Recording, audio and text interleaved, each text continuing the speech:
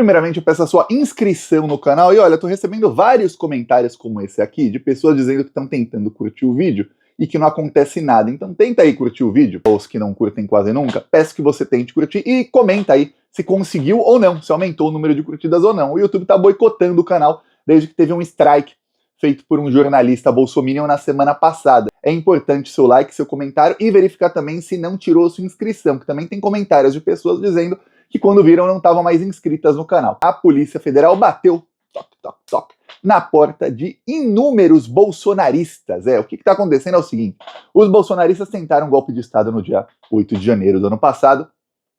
Muitos deles fugiram do Brasil, alguns foram presos, foram soltos, estão em casa com tornozeleira eletrônica esperando o julgamento. Outros foram presos, soltos e já voltaram para a jaula, ou seja porque foram julgados e condenados, ou seja porque havia risco de fuga. O que acontece é que aqueles que foram soltos e estão com tornozeleira eletrônica, muitos deles se tornaram candidatos a vereador agora, nessa eleição. E nas suas campanhas, eles estão exaltando a tentativa de golpe de 8 de janeiro, praticamente falando, olha, eu tentei ali, eu dei ali, arrisquei minha liberdade pelo Brasil, então vote em mim, porque eu sou porreta, eu fui pra cima mesmo, vote em mim que vocês vão ter um guerreiro ali contra o Alexandre de Moraes, etc, etc. É grave, grave. E os que estão foragidos na Argentina, ali sob a guarda do Milei, o que acontece? Esses aí passaram a fazer postagens nas redes sociais, chamando as pessoas a protestarem, pedindo a prisão do Alexandre de Moraes. Então,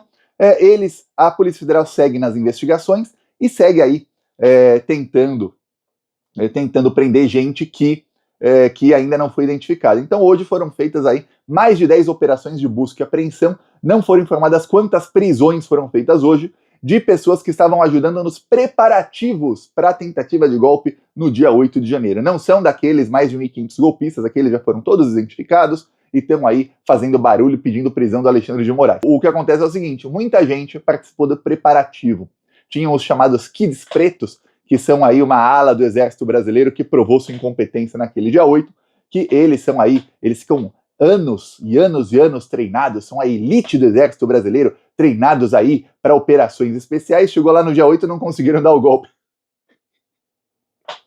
A nossa sorte é que superestimam muito a competência dos nossos militares. Eles são muito, mas muito incompetentes, tanto os golpistas quanto os outros. Aí principalmente os golpistas bolsonaristas. Essa é a nossa sorte, viu?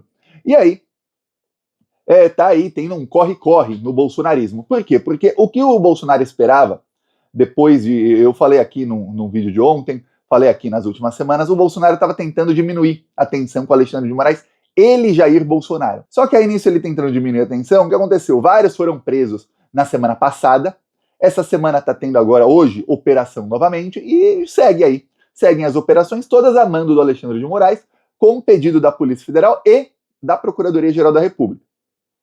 O Bolsonaro disse aí que talvez tenha uma chance dele não ir no dia 7 de setembro pedir a prisão do Alexandre de Moraes. Ele quer que o Alexandre ele arquive algum dos inquéritos contra o Bolsonaro. Olha, acho difícil, muito difícil isso acontecer, porque o Alexandre não recuou nem 1 milímetro quando o Bolsonaro era presidente. Imagina agora que o Bolsonaro está sendo até descartado pelos próprios bolsonaristas. Então vai ficar difícil aí para o Bolsonaro.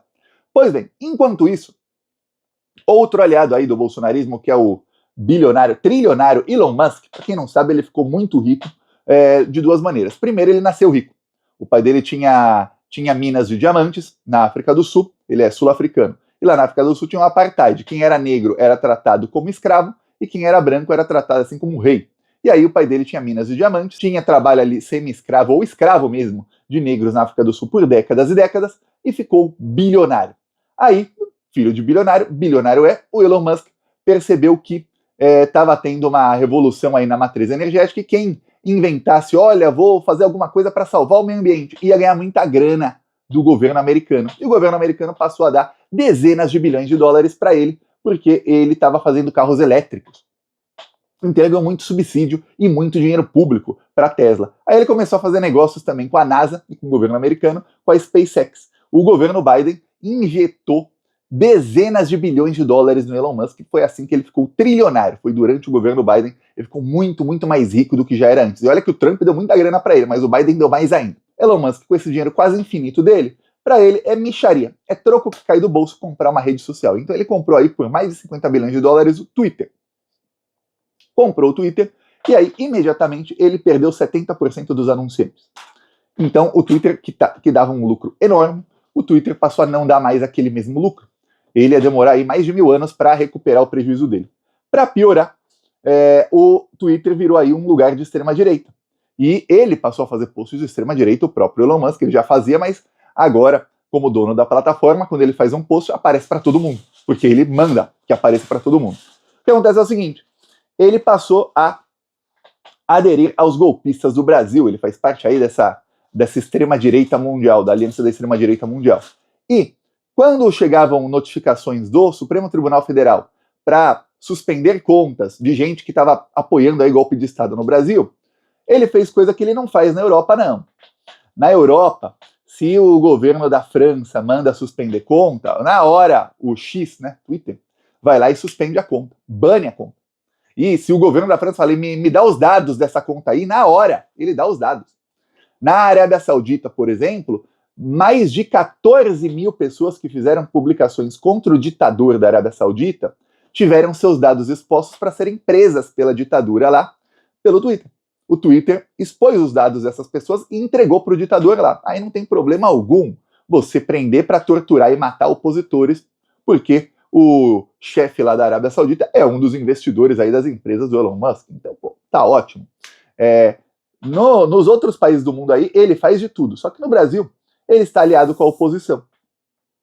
E aí, quando o Supremo Tribunal Federal mandava ele identificar quem era que estava fazendo certas postagens ameaçando a democracia do Brasil, ameaçando matar ministros do STF, eles não respondiam.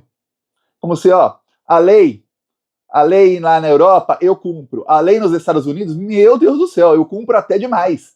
A lei na Arábia Saudita, eu cumpro. A lei em qualquer outro lugar eu cumpro, mas no Brasil não, porque eu estou fechado com a oposição.